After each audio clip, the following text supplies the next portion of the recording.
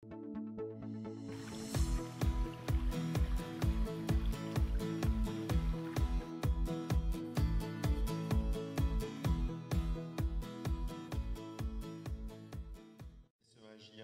liste unie, et c'était peut-être pas à moi de le dire, mais c'est pour cette raison-là qu'elle est conduite par les deux présidents de la FNSEA, Arnold et Stéphane Donkel, le président des JA. C'est une liste qu'on a, dans nos choix, voulu déjà une liste de gens qui étaient prêts à consacrer du temps à la problématique collective. C'est des gens qui sont pas là pour défendre leur intérêt personnel, et c'est des gens qui sont prêts à donner du temps pour s'engager, parce que être élu c'est une chose, et après il est important que pour défendre l'intérêt général, chacun d'entre eux soit prêt à y passer un peu de temps. C'est une liste qu'on a voulu avec une vraie répartition géographique, donc on a essayé d'avoir des gens un petit peu répartis sur tout le territoire.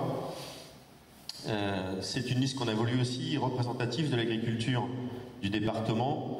Alors bien sûr, toutes les grandes productions sont représentées, les productions de céréales, les productions d'élevage, avec, je crois, sur les 23 candidats, 19 qui sont éleveurs bovins. Mais on a aussi essayé que les productions minoritaires soient représentées.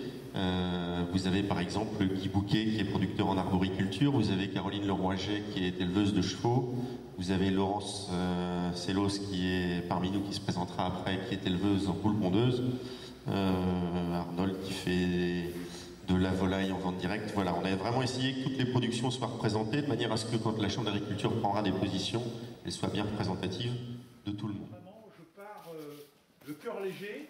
J'aurai sûrement un peu de peine de temps en temps parce que il y a des petites choses qui vont me manquer, je pense, voire même des grandes choses, notamment les relations et les contacts qu'on a pu avoir. Mais je pars à un cœur léger parce que je sais que je suis remplacé par des gens meilleurs que moi. Donc demain, il y a encore de l'avenir pour tous ces gens-là, pour vous. Et puis ce qu'il faut, c'est que on puisse rester solidaire, qu'on puisse continuer à travailler sur du collectif. Je suis un indécrottable du collectif. Je pense qu'on ne se sauvera pas tout seul.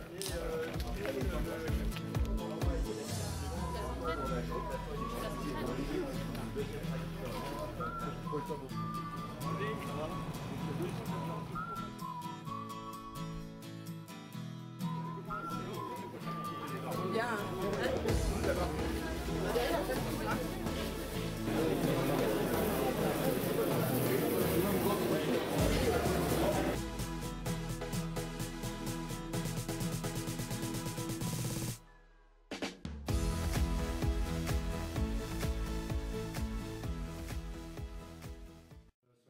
On a relevé en gros trois problèmes, c'est pas toujours grave, on a trois problèmes quand même. Donc qui est au niveau de la mise aux normes, la nouvelle directive NITRAT, c'est ce que je disais tout à l'heure. Comment je fais maintenant pour gérer ma nouvelle capacité de stockage? Il faut qu'on passe à un stockage 6 mois, sachant que je suis en stockage 4 mois. Y aura-t-il des aides? Voilà, on se pose des questions par rapport à tout ça. Après, en deuxième point, c'est vrai qu'il va falloir que je gère la retraite de mes parents. Donc, comment faire au niveau associé, salarié? Bon, moi, je serais plus parti sur un salarié du fait que j'ai des enfants derrière et je ne voudrais pas leur bloquer la porte. Bon, ça, c'est encore une chose à voir, quoi. Et la troisième, c'est les CIPAN. Cette année, j'en ai pendu pour 1 200 € de CIPAN.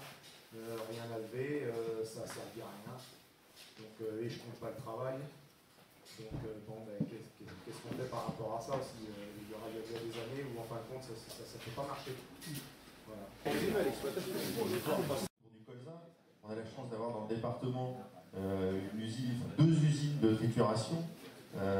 C'est ces usines-là qui nous permettent aujourd'hui de vendre le colza le prix qu'on le vend. C'est ces usines-là qui nous permettent aujourd'hui de sortir les volumes de colza qu'on sort de nos exploitations et d'y avoir trouvé un débouché. Si vous regardez l'évolution de la transformation des colzas depuis 10 ans, il y a 10 ans, on sortait la moitié de nos colzas, plus de la moitié, les 2 tiers de nos colzas à l'export. Aujourd'hui, on transforme 80% de nos colzas sur le territoire français et en plus, dans le même temps, on a doublé nos surfaces de colza. Donc c'est ça une filière, ça nous permet de tirer des revenus et puis le dernier avantage, c'est que ça nous a aussi permis d'avoir des pourtours. Donc il faut qu'on sache avoir les mêmes exemples et avoir les mêmes projets dans tout un tas de filières, et c'est ça qui nous permettra quand même demain de tirer de la valeur ajoutée. Ce qu'on voudrait demain, c'est essayer de créer un fonds et demander aux aménageurs, quand ils vont prélever du foncier pour faire une autoroute, bien sûr de continuer à payer l'agriculteur pour son foncier ou pour son bail, mais aussi d'aller participer à cette disparition d'activité économique. Alors comme cette disparition d'activité économique, elle peut être chiffrée sur 10 ans, sur 100 ans ou sur 1000 ans, on peut vite faire monter la somme de façon importante. Mais ça aurait un intérêt, c'est d'augmenter le coût pour l'aménageur. Ça augmenterait le coût sans dire pour autant faire complètement exploser le prix du foncier. Cet argent-là, il pourrait être mis dans une caisse un peu collective, qu'on pourrait utiliser. L'agriculteur concerné, quand pour retrouver de l'activité économique, il va vouloir monter un autre atelier, faire des poules pondeuses, faire un atelier de volaille, parce que quand on lui a enlevé la moitié de sa surface, il faut qu'il fasse autre chose. Et puis on pourrait aussi l'utiliser de façon collective pour demain avoir un projet un peu innovant, valorisant, je ne sais pas, une nouvelle culture ou permettant de trouver un peu plus de valeur ajoutée sur nos cultures. Le deuxième intérêt, voilà, je l'ai dit, c'est que ça ferait monter le coût de l'achat pour les ménageurs. Et ça, c'est quand même très important, parce qu'aujourd'hui, en Allemagne, quand on veut créer un emploi, on utilise moitié moins de foncier qu'en France. Probablement, à la base, pour une raison bête, c'est que le foncier est beaucoup plus cher. Donc si par ce biais-là, sans augmenter le prix du foncier, on vient augmenter le coût de l'aménagement, eh ben peut-être que l'aménageur il va être un peu plus économe sur la quantité de terrain qu'il va prélever. Peut-être que dans un certain nombre de cas, il va se poser la question, quand c'est une industrie ou une zone d'activité, d'aller réutiliser un friche industriel.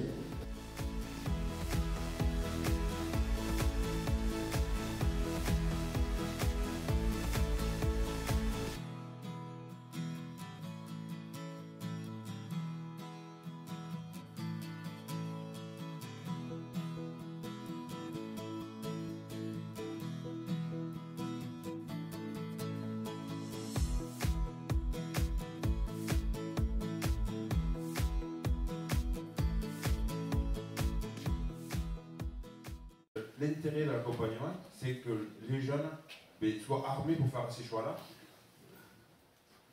Il faut qu'ils soient armés et le résultat, en fait, quand même, parce que on s'aperçoit que les chiffres, ils sont quand même par là. 97% des jeunes qui ont suivi un accompagnement aidé aujourd'hui, ils sont toujours en activité 5 ans après.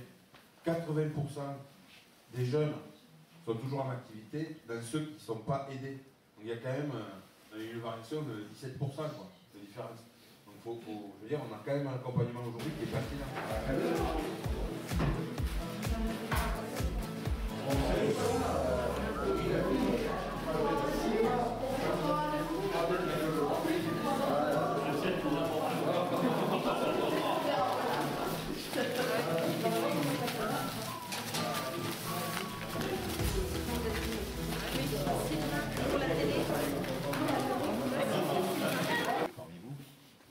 Vous savez qu'on est en train de terminer encore 3-4 jours un Tour de France qui nous a emmené à peu près dans toutes les régions de France, où ça nous a permis d'abord de rencontrer les agriculteurs, parce que le premier devoir, mais le premier privilège aussi de la dirigeant nationale, c'est d'abord de rencontrer les agriculteurs sur le terrain.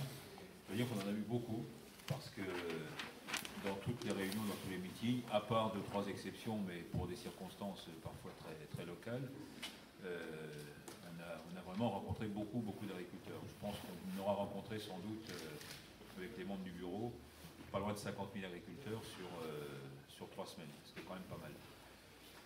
Deuxième chose, ce que je retiens de ce Tour de France, c'est 2 points importants. Le premier, je le mets dans cet ordre-là volontairement, il y a une attente quand même des agriculteurs, donc de vous tous, plutôt d'un discours de vérité. La démagogie, le populisme, les marchands de rêve, on n'est pas dans ce schéma-là. Il ne s'agit pas de noircir le tableau, il ne s'agit pas non plus d'être dans le sens inverse, mais par contre d'aborder toutes les questions qui se posent, parce que c'est aussi par l'évocation des sujets, des problèmes, des difficultés, mais aussi des ambitions qu'on pourra faire progresser et le métier et surtout nos propres revendications, nos aspirations, avec, disons-le quand même, un contexte qui n'est pas facile, parce que ça soit au plan international, notamment avec la volatilité des cours, au plan communautaire avec quand même beaucoup d'incertitudes sur l'avenir de la PAC, au plan national parce que, vous le savez, on a aussi un certain nombre de difficultés à gérer. Je vais y revenir dessus. Bon, à tous les niveaux, du local à l'international et de l'international au local. La grande chance quand même, et je pense la force que l'on doit mettre en avant dans le réseau FNSEA-GIA, c'est d'être capable d'être présent à tous les niveaux, et en tout cas d'agir pour l'intérêt général.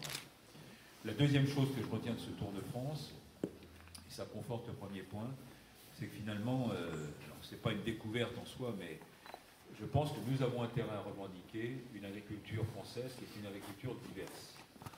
On n'est pas sur un système unique, et je crois qu'il faut sortir définitivement, parce que c'est assez pesant, de cette espèce de clivage permanent où on aime bien opposer le céréalier et l'éleveur, la plaine à la montagne, le bio au conventionnel, le circuit court à la filière longue. Enfin, on entend ça à longueur de journée, ça devient pénible. Revendiquons au contraire une diversité agricole, ce qui suppose aussi que quand on dit ça, on puisse aussi apporter des réponses elles-mêmes adaptées à chacun des systèmes, à chacune des situations.